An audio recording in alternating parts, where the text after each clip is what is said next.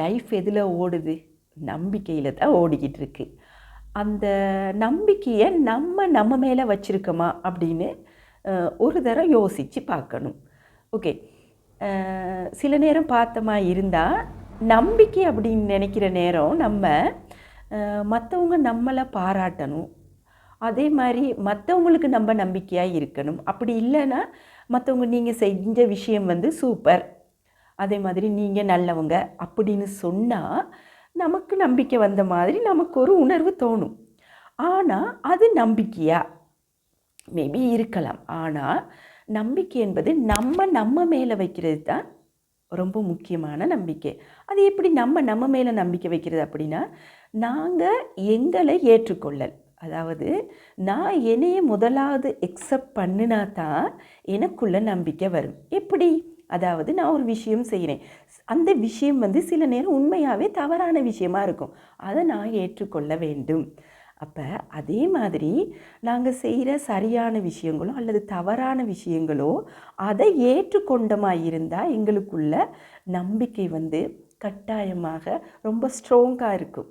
அதே மாதிரி பார்த்திங்களா, இன்னொரு விஷயம், நம்பிக்கை நமக்கு கூடணுமாக இருந்தால் நாங்கள் எங்களை புரிந்து கொள்ள வேண்டும். எப்படி அண்டர்ஸ்டாண்டிங் பண்ணுறது அப்படியா இருந்தால், சில நேரம் பார்த்திங்களா இருந்தால் எங்களுக்கு நெகட்டிவான நிறைய தாட்ஸ் வரும்.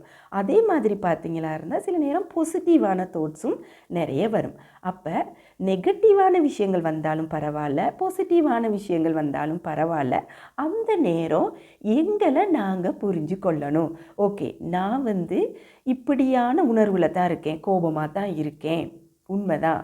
அதை நாங்கள் ஏற்றுக்கொள்வோமா இருந்தால், புரிஞ்சு கொள்வோமா இருந்தால் எங்களுடைய நம்பிக்கை வந்து சூப்பராக இருக்கும். அதாவது முதல்ல நம்மளை நாங்கள் நம்பணும். அப்போ என்ன நான் நம்பணுமா இருந்தால் என்ன நான் முதலாவது ஏற்றுக்கொள்ள வேண்டும், அதே மாதிரி என்ன நான் முதலாவது புரிஞ்சு கொள்ள வேண்டும். இதில் ஒரு விஷயம் என்னன்னா, எப்பயுமே நம்மளை நம்ம ஏற்றுக்கொள்வோம், நம்மளை நம்ம புரிஞ்சு கொள்வோம். ஆனால் நம்மளை சுற்றி உள்ள எல்லாருமே சில நேரம் புரிஞ்சு கொள்ளவும் மாட்டாங்க, ஏற்றுக்கொள்ளவும் மாட்டாங்க.